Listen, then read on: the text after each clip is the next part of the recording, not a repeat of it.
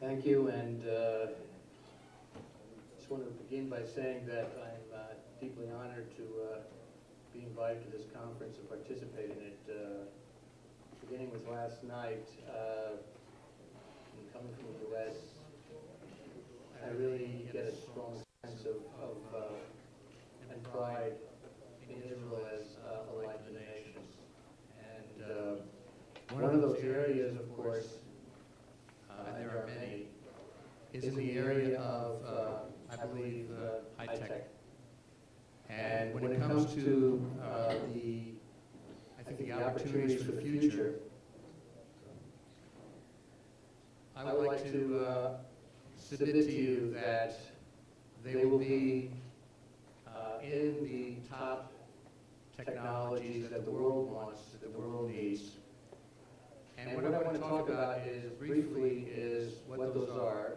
I would just allude to a RAND study. I will not go into details. You can look up the RAND study yourself on Google it on the internet. Secondly, I just want to emphasize what I think Israel's real advantage will be in the future in terms of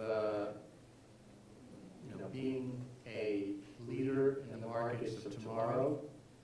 And thirdly, I just want to emphasize in particular, although I think there are a variety of technologies, and I think that Israel has opportunities in many of them, and shouldn't limit itself to only a few technologies, because there are a number of areas that are opportunities that Israel can grow into and is growing into. But having said that, I think two areas, solar and water remediation, are two very important market opportunities, and I would emphasize even further market remediation, that is to say, wastewater treatment more so than water desalination. So just a few slides to begin with. Why the focus on technology, the pace of technology development will continue to accelerate.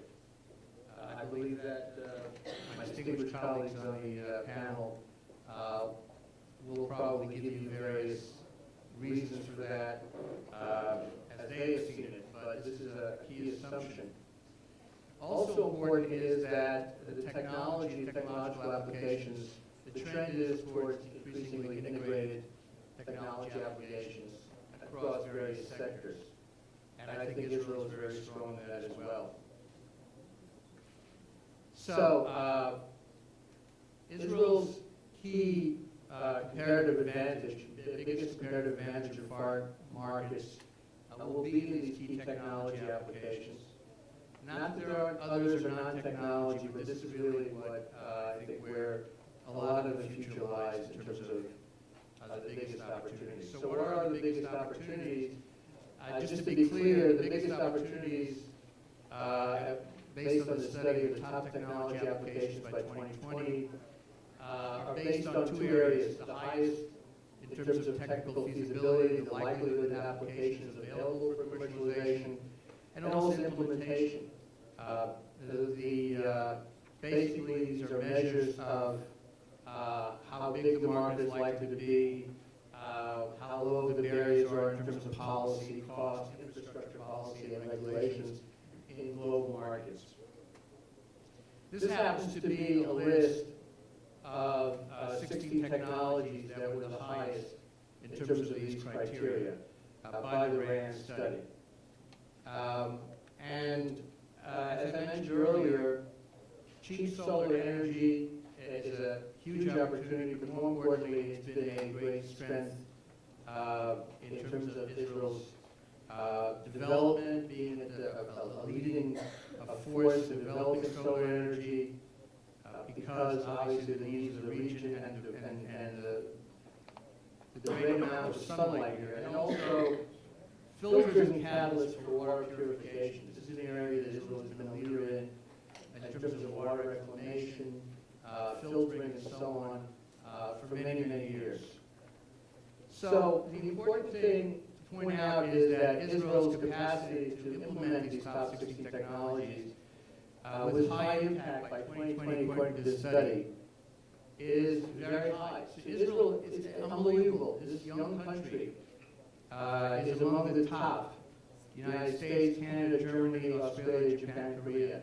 That said, it's important to recognize that China, in particular, and India as well, are catching up because they do have the resources, and it's important to recognize them as important competitors, but at the same time, I believe as important collaborators as well. Now, there are many indicators of Israel's preeminence in high-tech innovation and entrepreneurship. I put a bunch of them on here. I think if you read the Startup Nation, one of our distinguished panelists has written terrifically about that. And there are many of those. These are just some examples, so I'll pass the slide quickly. Highest number of companies traded in NASDAQ. Many reasons for that, as mentioned in the Startup Nation book. But I think it's important to recognize that Israel's real enduring advantage, which answers the question, how do you maintain? The question is competitive advantages down the road. I don't think competitive advantages for Israel will only be in specific technologies that it has strengths in, or even those that look like they will be in the future. I think that in a dynamic and uncertain environment, both obviously politically and economically, there's so much going on.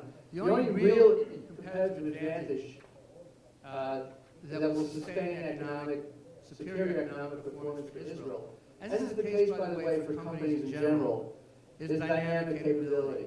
Israel has the ability to integrate, build, and reconfigure its competencies to achieve new and innovative forms of competitive advantage. Unlike other countries that are now innovating, take India and China investing a tremendous amount in innovation, that innovation has come from being economically successful. Israel is the other way around. Israel is economically successful today because of the investment it's made, because of the resourcefulness, because of the ability to adapt and change. And I think ultimately that's where the competitive market advantage will be in the future for the various markets, regardless of the technology.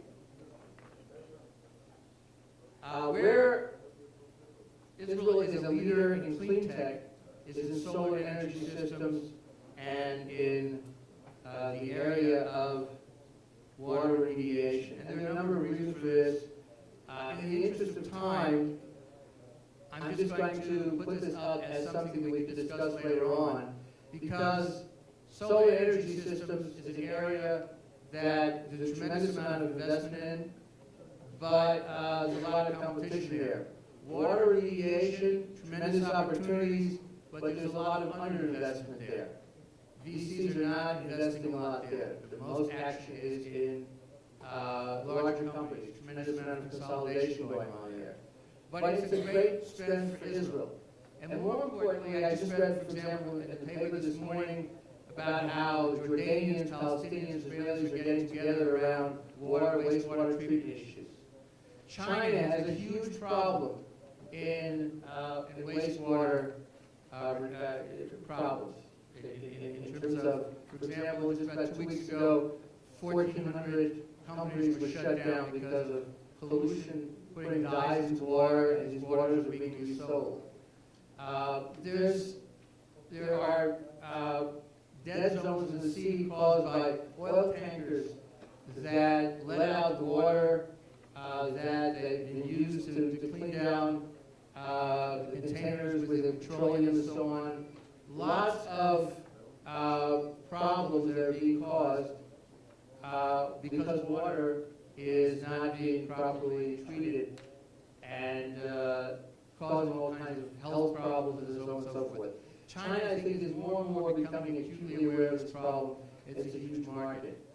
I just want to close by saying I think that Israel's strength is, and I think the chief scientist will talk about this as well, in its ability, that's part of the dynamic capabilities. It's not just about being more competitive in markets.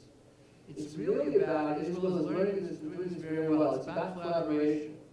There's a tremendous amount of collaboration going on with China, finding opportunities where China, for example, gets the technologies that it needs, and China will then provide funding as as well for these young startups and so on. I think there, that's also a very important source of competitive advantage.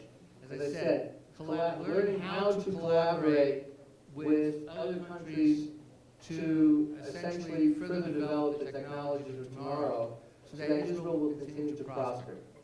So I'm going to stop at this point so that my distinguished colleagues will have their opportunity to edify you.